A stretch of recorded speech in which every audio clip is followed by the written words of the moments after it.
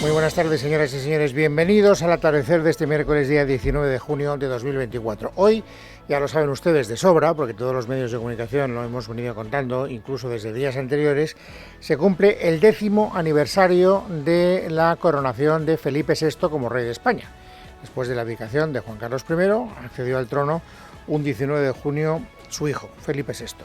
Y la verdad es que esta década que ha pasado desde ese día hasta hoy, pues ha sido una década, cada uno tendrá su valoración, desde luego para el rey complicada. Otras cosas porque en el momento en el que él accede a la corona, esto es algo que no hace falta que recordemos con mucha, con mucho detalle, porque todo el mundo lo tiene en la memoria, pues la situación de la monarquía española era muy delicada, ¿no? Juan Carlos I tuvo que abdicar precisamente por eso, porque su conducta pues estaba ya siendo reprobada de una manera muy mayoritaria por la sociedad española y por lo tanto la institución corría peligro. En estos 10 años, estos son datos objetivos, datos demoscópicos, el rey ha conseguido que la monarquía rehabilite mucho su imagen. En este instante, las últimas encuestas que se han publicado estos días hablan de un Felipe VI que ya es el miembro más valorado, por supuesto, de la Casa Real, y la imagen de la monarquía ha mejorado en nuestro país. Eso no quiere decir que esté absolutamente aceptada, como ahora veremos, porque hay mucha gente, desde luego, en la vida política, muchos grupos políticos, muchos voceros, que están haciendo todo lo que pueden por cargarse esa institución monárquica. Y la gran pregunta, una pregunta que hoy me parece que es procedente, si queremos hacer el repaso informativo de lo que ha sido este día, me pregunto si en esa especie de operación de acoso y derribo a la monarquía el gobierno está desempeñando el papel que le corresponde. ¿Y por qué lo pregunto? Pues porque es muy llamativo, por lo menos a mí me parece muy llamativo. Yo no sé si me estoy pasando de frenada o si estoy viendo, no sé, demasiadas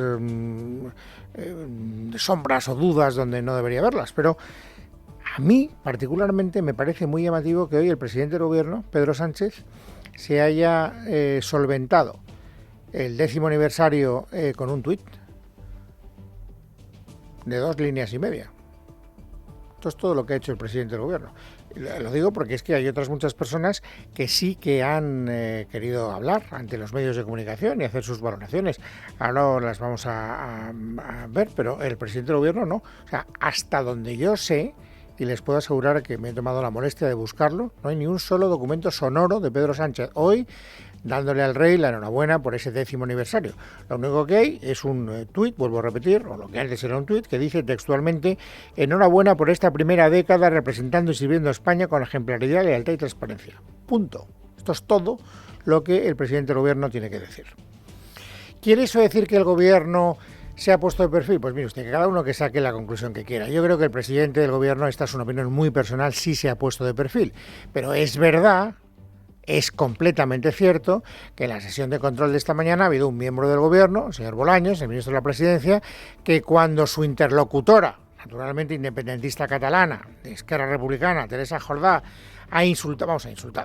ha cargado con dureza contra la institución y contra la persona que encarna la institución, contra Felipe VI, pues no ha tenido más remedio que defenderle. Este ha sido el pasaje. Nosotros tenemos claro que es un digno heredero de Felipe V y de Francisco Franco. Por eso hoy, en el 10º aniversario de su proclamación como rey, hoy aquí queremos dejar claro que desde el republicanismo decimos una vez más: fora els Borbons. Claro, y en catalán, fuera los Borbones. Muchas gracias, señora presidenta. Quiero mostrar en nombre del Gobierno de España el respeto y el reconocimiento al reinado de Felipe VI y a estos 10 años que lleva ejerciendo como jefe del Estado con transparencia, con dignidad y con ejemplaridad. Y se lo quiero decir con toda claridad. Hasta ahí ha llegado la defensa del señor Bolaños. No digo que sea insuficiente, ¿eh? Cada uno la puede valorar como le da la gana. Yo creo que ha estado bien y yo creo que en un lance parlamentario por lo menos queda constancia de que el ministro de la Presidencia del gobierno de nuestro país pues trata de enmendar la intervención que había protagonizado Teresa Jordá. Si buscamos un comportamiento que pueda ser equivalente en otros miembros del gobierno o del Partido Socialista, nos va a costar. Y por eso vuelvo a hacer la pregunta retórica que hacía al principio del programa. ¿El gobierno está haciendo todo lo que puede para que la monarquía goce cada vez de mejor salud, de mejor reputación en la sociedad española. Fíjense, 4 segundos dura el documento que les voy a hacer, y de los 4 segundos me parece que 2 o 2 y pico se los lleva la pregunta. Fíjense la manera de reaccionar tan entusiástica del portavoz parlamentario del PSOE en el Congreso de los Diputados, que como ustedes saben se llama Patxi López. ¿Un balance del reinado de Felipe VI? Correcto, ¿no? Bien. Correcto, ¿no? Bien. Eso es todo lo que tiene que decir el portavoz del Partido Socialista. Es verdad que en ausencia del presidente del Gobierno, que vuelvo a repetir, esta mañana estaba en la sesión de control, luego le escucharemos forcejeando con Feijóo a propósito de la regeneración democrática. Ahora mismo está en la comida del Palacio Real, por tanto, claro, como presidente del Gobierno pues tiene que ocupar el lugar que le corresponde de acuerdo al protocolo. Pero así como otros muchos han querido hablar del rey y han acudido a la convocatoria de los micrófonos y de las cámaras de televisión, de los medios de comunicación, pues el señor Sánchez no. Y yo vuelvo a repetir que a mí este asunto me parece llamativo, por lo menos suficientemente llamativo como para que yo, en fin, formule en voz alta esa extrañeza. ¿Quién ha cubierto el vacío? La vicepresidenta primera del Gobierno, María Jesús Montero, que por lo menos ha cubierto el expediente con dignidad. Bueno, yo creo que la figura del rey es ampliamente reconocida por el conjunto de la sociedad, por todo lo que ha aportado durante todo este periodo a la estabilidad del país, también a incorporar elementos de transparencia en la propia corona. Así que le damos la enhorabuena al rey y le deseamos, ¿no?, muchos años por delante para que justamente pueda seguir desarrollando pues ese proyecto, ¿no?, de simbología, de unidad de España que representa siempre la corona. Bueno, ¿y quién ha estado mejor? Es decir, ¿quién ha sido menos cicatero a la hora de buscar adjetivos y a la hora de que se le note que efectivamente está contento con estos 10 años? El jefe de la oposición, Alberto Núñez Feijóo. Yo creo que han sido el rey democrático que ha mantenido con la máxima cordura y un ejemplo para todas las instituciones la Constitución, el respeto por los poderes del Estado, y nos ha dado una estabilidad que lamentablemente esta última década no la ha dado a la clase política. Por tanto, no podemos estar más orgullosos de esta década, primera década del rey Felipe VI. No, aquí no hay adversativos, aquí no hay peros, aquí no hay ninguna, digamos, consideración que ensombrezca lo que es la parte fundamental del mensaje que quiere trasladar el señor Feijóo, que por cierto, y tampoco quiero yo convertir esto en un asunto polémico, porque como ignoro las cuestiones de protocolo, pues a lo mejor resulta que es normal, pero a mí no me parece muy normal, o por lo menos me lo deberían explicar mejor, y probablemente si me lo explican lo entenderé. Pero el señor Feijóo no está en la comida hoy en el Palacio Real. El jefe de la oposición no está en esa comida. No ha sido invitado. Pues me sorprende, ¿no? Digo, a lo mejor es normal, vuelvo a repetir, como lo ignoro, no quiero elevar esto a categoría, pero déjenme por lo menos que así con coloquialidad comparta con ustedes esa extrañeza. Digo que en las declaraciones que acabamos de escuchar en boca del señor Feijóo no hay adversativos, porque donde sí que ha habido adversativos ha sido en la valoración que ha hecho la portavoz parlamentaria de Vox, Pepa Millán. Pepa Millán no podemos decir que haya cargado contra el rey, pero sí que ha dejado algunas dudas a propósito de las conductas del rey. No porque sean conductas que el rey haya querido elegir voluntariamente, dice ella, sino porque se ha dejado obligar. Ha habido algunos episodios que a ella no le han gustado, y en concreto hay uno que le ha gustado muy poco. Y el último episodio ha sido obligar a Su Majestad a firmar una ley que choca frontalmente contra la Constitución, que deslegitima el discurso que el propio rey dio en octubre del año 2017 en defensa de todos los españoles, y esto es algo que no podemos dejar de denunciar. Sin embargo, nosotros creemos y estamos convencidos de que Su Majestad seguirá defendiéndonos a todos los españoles. Sí, bueno, muy bien.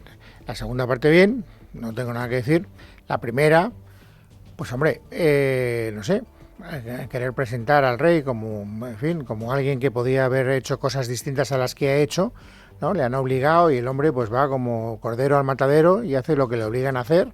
Los del gobierno no me parece que sea particularmente, una vez más, opinión estrictamente personal, la mejor manera de contribuir a el enaltecimiento de la institución monárquica. Y luego están los discursos que tampoco tienen adversativos, que tampoco tienen sombras, pero directamente dirigidos a destruir la imagen del rey y de la monarquía, que son los discursos que protagonizan todos los que están a la izquierda del PSOE. Portavoz parlamentario de Sumar, ¿quién es? Íñigo Errejón. Hoy no es un día de celebración, no tenemos nada que celebrar y no tenemos, por supuesto, nada que agradecerle. Creemos que más temprano que tarde en España se tendrá que abrir el debate sobre que los cargos representativos se votan. Bueno, como ven ustedes, quien ha querido hablar ha hablado, ¿eh? Hoy ha habido sesión en el Congreso porque era sesión de control y el que ha querido hablar ha hablado, para bien o para mal. Y sin embargo Sánchez, insisto, no ha querido hablar. Hoy está Sánchez en el acto oficial. Pero todo esto, claro, el rey, al margen de lo que es la polémica política, pues tiene que celebrar el 10º aniversario. Y lo ha celebrado. Ha habido una izada de bandera en el Palacio de la Zarzuela por la mañana, después ha habido un acto en el Palacio Real, donde ha impuesto la Orden del Mérito Civil a 19 ciudadanos anónimos considerados ejemplos para la sociedad. En ese acto ha protagonizado unas palabras que ahora recordaremos y en este momento se está produciendo una comida oficial, donde, por cierto, que también lo vamos a contar, ha habido sorpresa agradable por parte de sus hijas, de las infantas.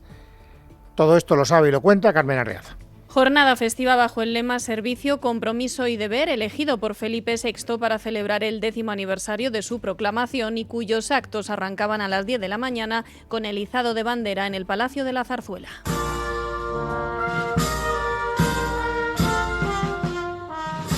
Una hora más tarde, los reyes y las infantas hacían acto de presencia en el Palacio Real, al que han accedido en coche entre salvas de honor.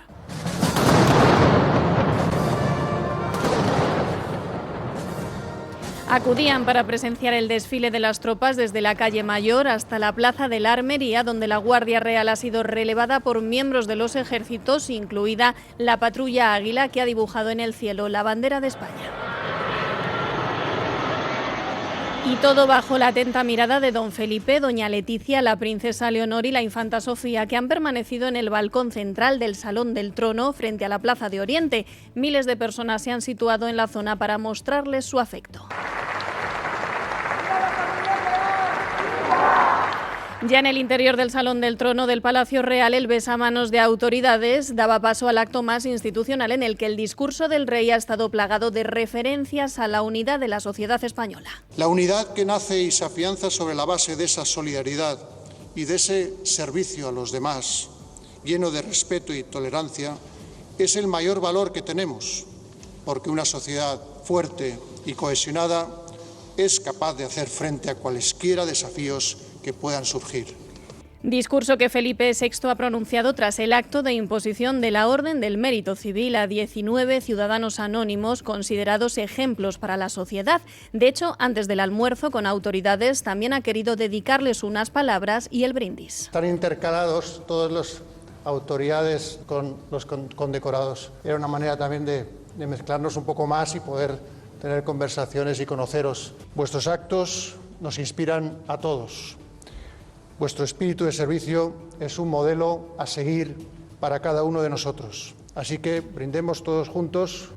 Inmediatamente después han dado paso al almuerzo con un menú compuesto de terciopelo de remolacha y bogavante, bonito en escabeche y 1000 hojas de chocolate con turrón de Gijona. Esta noche culminan los actos de la celebración de los 10 años de reinado con la actuación del violinista Ara Malikian y un videomapping en la Plaza de Oriente que se podrá seguir por televisión. Bueno, les decía que durante el almuerzo ha habido sorpresa, porque ha habido un momento en el que, sin que estuviera, digamos, previsto, por lo menos no previsto por los organizadores del acto, y desde luego para darle una sorpresa al rey, inopinadamente se han levantado sus dos hijas y han hecho un brindis. Este ha sido el momento.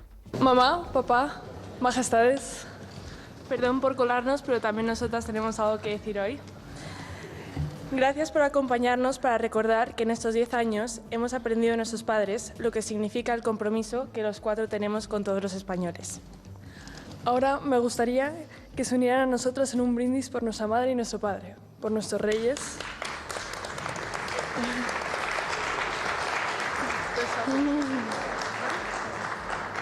Porque desde que nacimos nos han enseñado el valor de esta institución, de la corona, su utilidad para nuestra sociedad y su propósito de servir a todos. Mamá, papá, gracias. Bueno, pues ese ha sido el momento más entrañable y además el momento inesperado, porque vuelvo a repetir, nadie sabía que esa escena se iba a producir y se ha producido. Bueno, hasta aquí lo que les puedo contar de la celebración, la conmemoración del 10º aniversario de la coronación de Felipe VI. Ahora tenemos que retomar el diálogo donde lo hubiéramos empezado si no hubiera si no hubiera habido que hablar de este aniversario, que es la sesión de control.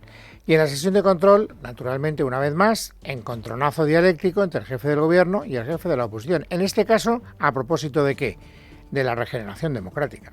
¿España es una democracia plena? Sí lo es. Pero efectivamente todos los rankings nos llevan, y también informes, por ejemplo el anual de la Comisión Europea, a ponernos, pues un pero. Y ese pero es el bloqueo que ustedes están haciendo al Consejo General de Poder Judicial y su renovación, tal y como mandata la Constitución española. Con lo cual, señor Feijóo, la pregunta es bien sencilla.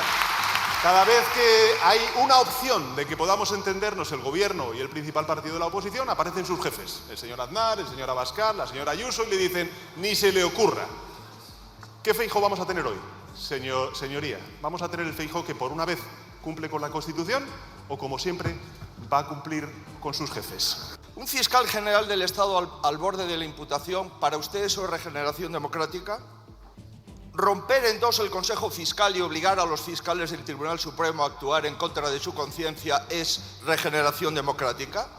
¿Usar una ley europea para proteger la libertad de prensa y usted querer colarla para discriminar la libertad de prensa y regeneración democrática? ¿Negar explicaciones a los españoles por la imputación de su entorno más directo es regeneración democrática? Señor Sánchez, no hay regeneración democrática en España posible mientras usted sea el presidente del Gobierno.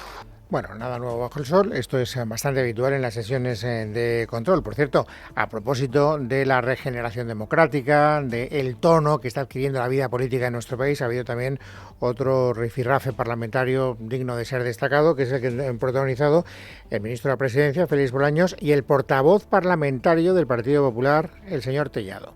Mire, el nivel de indignidad del gobierno del que usted forma parte no tiene límites.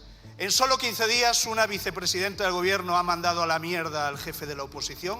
Otra vicepresidenta, de forma vulgar, llamó cabrones a los diputados de esta bancada. Otro ministro llamó saco de mierda a un ciudadano y lo amenazó.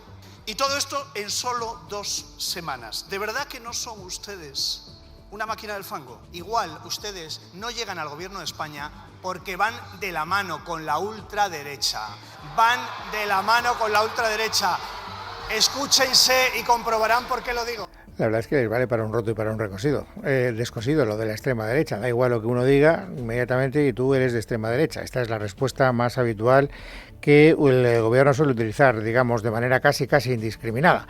Bueno, pues al margen de estos lances, que vuelvo a repetir, tampoco aportan nada nuevo, nada desconocido en lo que es el panorama informativo, se esperaba con mucho interés la pregunta que le iba a hacer la portavoz de Junts per Catalunya al presidente del gobierno, porque ya saben ustedes que estamos pendientes de saber si va a haber o no va a haber investidura en Cataluña, y eso dependerá de que el gobierno complazca a los independentistas y les dé lo que los independentistas le estén pidiendo.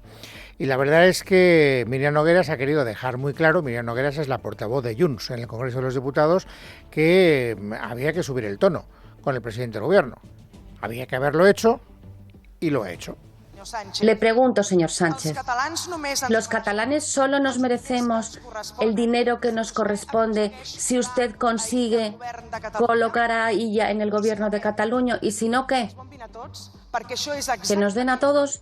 Porque eso es exactamente lo que está usted diciendo. Con Esquerra Republicana, en el acuerdo de investidura mío, en esta tribuna, lo que asumí fue el compromiso de reformar el sistema de financiación autonómica y reconocer una singularidad al pueblo de Cataluña. Eso es lo que he pactado con Esquerra Republicana y es el compromiso que voy a cumplir durante esta legislatura, también con ustedes, por supuesto. Por tanto, no estamos hablando de la investidura del señor Illa o no del señor Illa. Estamos hablando de que efectivamente este gobierno y esta mayoría parlamentaria tiene ese compromiso con las distintas fuerzas parlamentarias. Bueno, para no quedar mal con nadie, quiero decir, déjenme que le diga que en mi modesta opinión, se lo digo al presidente del gobierno, estamos hablando por lo menos de las dos cosas, ¿no, señor Sánchez? porque es evidente que hay una relación de causa-efecto entre la financiación singular que pide Esquerra Republicana de Cataluña y la investidura del señor Illa. A lo mejor usted se comprometió a eso en su investidura, pero ha llegado el momento de pagar la factura. Y quien ha puesto directamente un vínculo entre el pago de esa factura y la investidura de ella ha sido Esquerra Republicana de Cataluña. Por lo tanto, me parece que es bastante evidente que se está hablando, en el peor de los casos, o en el mejor de los casos, como usted quiera, de las dos cosas a la vez. Y no parece que las cosas estén muy clarificadas, ¿eh? ¿Por qué? Pues porque los dos únicos candidatos posibles a la investidura no tienen los apoyos necesarios. Es más, los dos han pedido más tiempo. Hoy Salvador Illa ha vuelto a repetir en voz alta que necesita tiempo para pactar con Esquerra, que quiere ser candidato a la investidura, pero que todavía no está en condiciones de serlo. Voy a presentar mi candidatura a presidir la Generalitat de Cataluña, para ser investido presidente de la Generalitat de Cataluña, que lo voy a hacer apelando a la mayoría progresista que existe en el Parlamento de Cataluña, integrada por mi formación política Esquerra Republicana y los Comuns, y que necesito más tiempo para armar esta mayoría progresista. Por lo tanto, pues necesita más tiempo. No va a ser candidato el día 25. Tampoco lo va a ser el señor Puigdemont, que sin embargo mantiene su intención en algún momento de presentarse a una investidura. Verónica Jorro. Buenas tardes. Sí, Junts ha trasladado al presidente del Parlamento catalán, Josep Rull, que el fugado Carles Puigdemont quiere presentarse a la investidura para ser el próximo presidente de Cataluña, pero no ahora. Lo ha explicado el presidente de la formación, Albert Batet, en una rueda de prensa en el Parlamento tras reunirse con Rull en el marco de la ronda de consultas para proponer un candidato a la investidura. Lo que hemos comunicado es que Junts per Catalunya y el presidente Puigdemont tenemos la intención de ir a la investidura, pero no ahora. Estamos buscando los apoyos, negociando para tener una mayoría. Por otro lado, Esquerra presiona tanto a Junts como al PSC para que presenten un candidato a la investidura. La secretaria general de los republicanos, Marta Rovira, ha urgido a los dos únicos aspirantes a la investidura, Carles Puigdemont y Salvador Illa, porque de lo contrario, dice, Cataluña irá de nuevo a unas elecciones. A lo largo de la mañana está previsto que Rull se reúna con Esquerra y con el PSC y a las 4 de la tarde anunciará su decisión sobre un pleno de investidura. De hecho, ya lo anunció, porque son las 4:23 y efectivamente ha cumplido el compromiso, y a las 4 ha salido para decir lo que ya sabíamos. Es que era evidente, si Puigdemont pide más tiempo y ya pide más tiempo, ninguno está en condiciones de protagonizar todavía una sesión de investidura. Por lo tanto, ¿qué ha hecho Rull? Pues decirnos que no hay candidato. He constatado que ningún candidato ha mostrado la voluntad de estar en la investidura dentro de estos primeros 10 días. Tanto así que lo que podemos es constatar que sí que hay dos grupos parlamentarios, el grupo parlamentario del PSC Unidos para Avanzar y el grupo parlamentario de Junts per Catalunya, que sí que han expresado su voluntad de explorar la posibilidad de proponer a una persona, un candidato a la investidura en el transcurso de los próximos 2 meses. Esto es lo fundamental. El día 25 se activa el reloj, ya lo saben, y desde ahí hasta el 25 de agosto tienen tiempo, tanto Illa como Puigdemont, de presentarse a una sesión de investidura si es que tienen los apoyos necesarios. Esta es la situación. Por otra parte, tampoco hay ninguna sorpresa porque esto es lo que suponíamos que iba a ocurrir. Otra cosa distinta es que a Esquerra Republicana de Cataluña esto le guste poco. Hoy Marta Vilalta ha salido para decirnos que la actitud tanto de Junts como del PSC le parece irresponsable. Consideramos desde Esquerra Republicana que es irresponsable y una falta de respeto a la ciudadanía de Cataluña el hecho que ningún candidato quiera optar a postularse la semana que viene en este primer pleno de investidura en el Parlamento de Cataluña. Creemos que esto es un menosprecio a las instituciones, al Parlamento mismo, pero también a la ciudadanía de Cataluña. Miércoles 19 de junio de 2024. Vamos, amigos, ahora a completar el paisaje informativo sobresaliente del día. Ángeles Hernández, bienvenida, buenas tardes. Buenas tardes, Luis. Ha sido detenido en Países Bajos Mehrez Ayari, el sicario contratado para atentar contra Alejo Vidal Quadras. El sicario fue detenido el pasado 6 de junio por la policía de los Países Bajos cuando se ocupaba bajo una identidad falsa. Según ha publicado Le Monde, estaba preparado para cometer otro atentado de connotaciones políticas. Jorge Muñoz. Así lo ha confirmado el ministro del Interior, Salvador Grande Marlaska, poniendo fin a la investigación criminal del presunto autor de los disparos que atentaron contra la vida del político Alejo Vidal Quadras en el mes de noviembre. La detención ha sido realizada en una localidad cercana a Ámsterdam después de la orden de captura internacional impuesta por la Audiencia Nacional Española. Esta intervención concluye con el sexto arrestado dentro de la investigación por terrorismo abierta por la Comisaría de Información de la Policía Nacional. El artífice de los hechos y la mujer detenida el pasado mes de mayo parecen estar relacionados con la red criminal Mocromafia, organización de origen marroquí con un amplio historial de delitos en Europa y ya instalada en varios puntos de nuestro país. El Tribunal Constitucional libra a Magdalena Álvarez de su condena por el caso de los SERES. El Constitucional, de acuerdo con lo sostenido por el fiscal, estima que la elaboración de los anteproyectos de ley y su aprobación como proyectos de ley no puede ser constitutiva de delito de prevaricación. Miguel Ángel Sánchez. Buenas tardes. El Pleno del Tribunal Constitucional ha estimado parcialmente el recurso de amparo presentado por la exministra socialista Magdalena Álvarez, condenada por un delito continuado de prevaricación en el caso de los SERE de Andalucía. Durante el Pleno han anunciado voto particular contra esta decisión los magistrados conservadores Ricardo Enríquez, Enrique Arnaldo, César Tolosa y Concepción Espejel. La ponencia sobre este asunto fue encargada a la vicepresidenta del Tribunal, la magistrada izquierdista Inmaculada Montalbán, que propuso estimar el recurso de Álvarez. Recordamos que Montalbán fue condecorada con la Medalla de Andalucía por el expresidente andaluz socialista José Antonio Griñán. España se salva de un procedimiento de déficit excesivo de la Unión Europea. La Comisión Europea ha dejado a España fuera de los países a los que se abrirá un expediente al retomar las nuevas reglas fiscales. 3 años de gasto expansivo sin límites para superar la crisis de la pandemia y la guerra en Ucrania. Leticia Vaquero. Buenas tardes. Satisfecho se ha mostrado el ministro de Economía en un vídeo enviado por su departamento en el que explica que con esta decisión Bruselas confía en la sostenibilidad de las cuentas públicas españolas, a pesar de haber cerrado el 2023 con un déficit del 3,6% del PIB, es decir, 6 décimas por encima de lo permitido. Pero Carlos Cuerpo también ha querido destacar que la Comisión ha sacado a España, junto a Francia y Portugal, de la lista de los países con desequilibrios macroeconómicos al bajar las vulnerabilidades. España crece de manera equilibrada.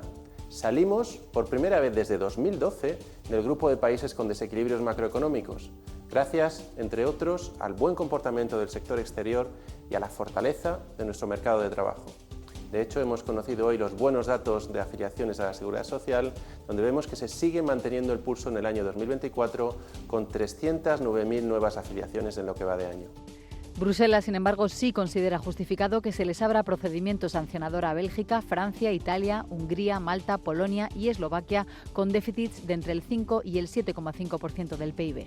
También hoy, en medio de la campaña de la renta, han vuelto a manifestarse los trabajadores de la agencia tributaria que denuncian la falta de atención de Hacienda a sus reivindicaciones salariales y laborales, falta de atención ante la que amenazan con ir a huelga. Gabriel Moreira. Buenas tardes. Sí, tras las protestas del pasado 8 de mayo, las principales organizaciones sindicales, entre ellas CESIF, UGT y Comisiones Obreras, han decidido volver a las puertas de las delegaciones especiales de la Agencia Tributaria de toda España. Alrededor de un centenar de personas se ha concentrado desde las 11 de esta mañana para denunciar el abandono a los trabajadores y reclamar el cumplimiento de los acuerdos firmados. Miguel Borra, presidente de CESIF. El Gobierno no tiene ni ganas y parece que tampoco tiempo ni siquiera de realizar la exigua subida salarial para este ejercicio 2024. El Gobierno ha abandonado a una plantilla profesional y fundamental en la lucha contra el fraude y en la atención al ciudadano. Exigimos el cumplimiento de los acuerdos firmados y la justicia salarial para todos los trabajadores de la Agencia Estatal Tributaria. Las protestas continuarán el próximo 27 de junio a las puertas del Ministerio de Hacienda y desde los sindicatos no se descarta la posibilidad de convocar una huelga. Ayer el presidente del Parlamento Balear, Gabriel Lesen, expulsó del Pleno a las diputadas socialistas y miembros de la mesa por exhibir fotos de republicanas asesinadas. Argumentó que los miembros de la mesa deben de ser neutrales en el debate parlamentario. Hoy algunos políticos piden su dimisión, entre ellos el portavoz de Sumar en el Congreso, Íñigo Errejón. Lo que pasó ayer es extraordinariamente grave. Ayer un fascista que preside el Parlamento de les Illes Balears, gracias al apoyo del Partido Popular, rompió con furia, con saña, la imagen de Aurora Picornell, una figura en realidad emblemática de las fusiladas, de los fusilados, de quienes lucharon por la libertad, en este caso en les Illes Balears, pero en todo el Estado español. ¿Qué demuestra con eso? Lo que demuestra con eso es que es orgulloso heredero político de aquellos que las fusilaron. y por tanto no es digno de estar al frente de una institución democrática, y a quien hay que pedirle cuentas en primer lugar es al Partido Popular. Es con los votos del Partido Popular con el que un fascista, heredero político de quienes fusilaron a Aurora Picornell y a Les Roges del Molinar, es hoy presidente de una Cámara representativa y por tanto no debería serlo ni un día más. En todo caso, nosotros queremos recordar una cosa: la ley de memoria histórica está para usarla. Saliendo de nuestras fronteras, el presidente de Rusia, Vladimir Putin, y el líder norcoreano Kim Jong-un han firmado este miércoles un acuerdo de asociación estratégica. Lucía Jiménez. Tras una serie de negociaciones, ambos líderes internacionales se han reunido en el Palacio del Sol de Kumsusan, en Corea del Norte, para dar el visto bueno a un acuerdo que da constancia al reciente acercamiento entre las dos partes. El pacto se trata de una asociación estratégica con una cláusula de defensa mutua en caso de agresión. En esta línea, Putin ha hecho referencia a los líderes de países miembros de la OTAN sobre la posibilidad de entregar armas a Ucrania para atacar territorios ruso, y no ha descartado la idea de cooperar para desarrollar la industria tecnológica y militar de estos dos países. Por último, noticia de última hora: un hombre armado con un cuchillo se ha encerrado en un edificio antes de amenazar con hacerlo explotar en una calle de Hamburgo. Esto ha obligado a desplegar un gran dispositivo policial con presencia de bomberos y ambulancias.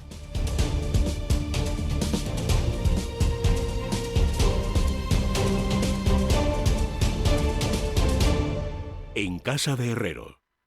Es Radio.